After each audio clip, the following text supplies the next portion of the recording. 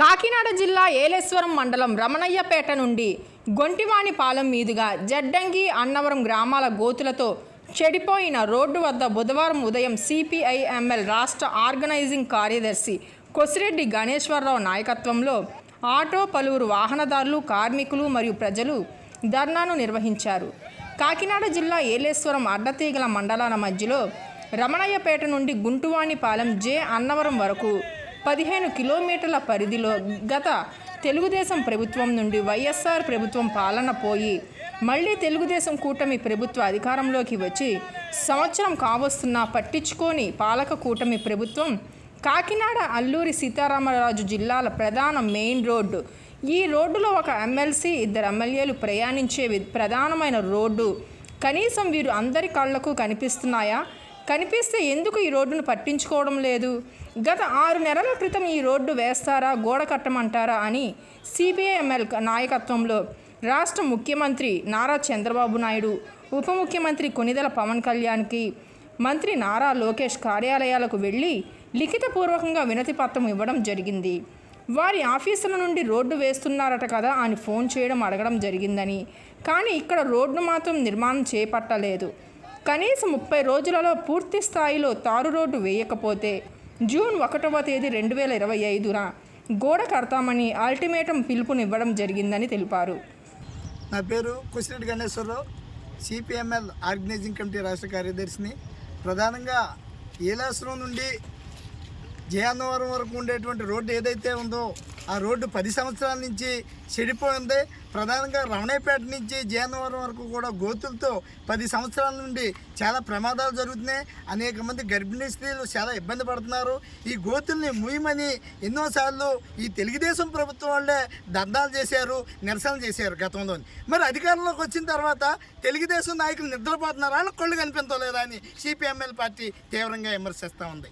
ఎందుకంటే మీరు ఎమ్మెల్యే అవ్వకముందు ఇదే రోడ్డు మీద ధర్నా చేశారు. మీరు ధర్నా చేసి ఇవాళ మీరు నిద్రపోతున్నారు. సంవత్సరం అయింది. సంవత్సరం బట్టి నుంచి కూడా మీరు ఇవాళకే కూడా ఈ గోతుల గురించి కనీసం పట్టించుకోలేదు. రోడ్లు వేయటం లేదంటే మీ యొక్క నిర్లక్ష్య వైఖరి. మేము పవన్ కళ్యాణ్ గారిని కలిసాం, అలాగే లోకేష్ గారిని కలిసాం, చంద్రబాబు నాయుడు గారిని కలిసాం, వీళ్ళందరికీ వినతి పత్రాలు ఇచ్చి ఈ వేళకి 6 నెలలు సుమారు అవుతుంది. వాళ్ళు అత్తమాని కూడా ఫోన్లు రోడ్డు వేస్తున్నారట కదా, రోడ్డు అంతా కూడా లైన్ అయిపోయిందట కదా అని అక్కడి నుంచి మాకు ఫోన్లు వస్తున్నాయి తప్ప ఇక్కడ రోడ్డు వేసిన వాళ్ళు లేడు. ఏంటి ఈ యొక్క సుధాకర్ ఇన్ఫో వాళ్ళు కాంటాక్ట్ తీసుకుని వాళ్ళు వదిలేసారా, వాళ్ళు ఏంటారా, లేకపోతే వేరే వాళ్ళకి కాంటాక్ట్ ఇస్తున్నారా? అసలు ఈ రోడ్డు వేస్తారా వేయరా ఏంటి అని తెలుగుదేశం కూటమి ప్రభుత్వాన్ని మేము తీవ్రంగా విమర్శిస్తూ ఉన్నాం.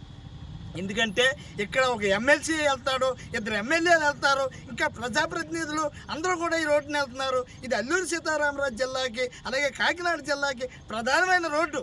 ఈ రోడ్డు ఏజెన్సీకి సింహద్వారం అయినటువంటి రోడ్డుని ఈ అధికారులు మరి ఎందుకు పాలకులు నిద్రపోతున్నారో మాకు అర్థం అవటం లేదు. అంటే ఈ అధికార పార్టీ నాయకులకి ఏమైనా ఫార్మాలిటీలు కుదరలేదా? ఈ రోడ్డు కాంట్రాక్ట్లో వేసే వాళ్ళకి వాళ్ళ హామీలు అందలేదా? అసలు ఎందుకు ఈ రోడ్డు పట్టించుకోవడం లేదని మేము సిపిఐ-ఎంఎల్ పార్టీ తరఫున మేము తీవ్రంగా విమర్శిస్తూ ఉన్నాం. ప్రధానంగా ఈ యొక్క రోడ్డు వేయకపోతే మేము మళ్ళా 1వ తారీఖుని వచ్చే నెల 1వ తారీఖుని మేము 2000 మందితో ఇక్కడ రోడ్డు కట్టంగా గోడ కట్టేసి వంట ఓర్పు చేస్తామని మేము హెచ్చరిస్తున్నాం. ఎందుకంటే గతంలో గోడ కడతామని మేము హెచ్చరించి పాంప్లెంట్ చేసాం. తెలుగుదేశం నాయకులు కొంతమంది ఏం చేశారంటే రోడ్డు శాంక్షన్ అయిపోయింది వేసేస్తున్నారని తప్పుడుగా ప్రసారం చేసి మేము వేసే గోడ అడ్డుకట్టని ఆపేసి విరమించుకోమని చెప్తే మేము ఆగిపోయాం. అది తప్పుడు ప్రసారాలు చేసి గ్రాంట్ అయిపోయిందని నమ్మించారు. ఈ పాలమట్టి మాత్రం గోడ ఆపడం జరగదు.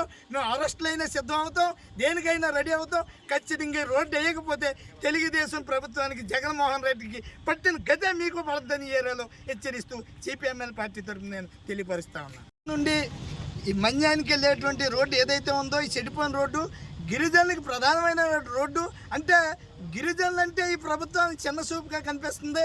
పవన్ కళ్యాణ్ గారు అడవిలోకి వెళ్ళి రోడ్లు ఏం చేస్తున్నారని చెప్తున్నారు. మరి ఈ రోడ్డును రావచ్చు కదా పవన్ కళ్యాణ్ గారు, ఒకసారి ఈ రోడ్డును దర్శిస్తే ఆయనకి ఈ యొక్క పరిస్థితులు తెలుస్తాయని మేము సిపిఐ-ఎంఎల్ పార్టీ తరఫు నుంచి తెలియజేస్తా ఉన్నాం. ఎందుకంటే ఈ రోడ్డు ప్రధానంగా గిరిజనులు జీవించే రోడ్డు.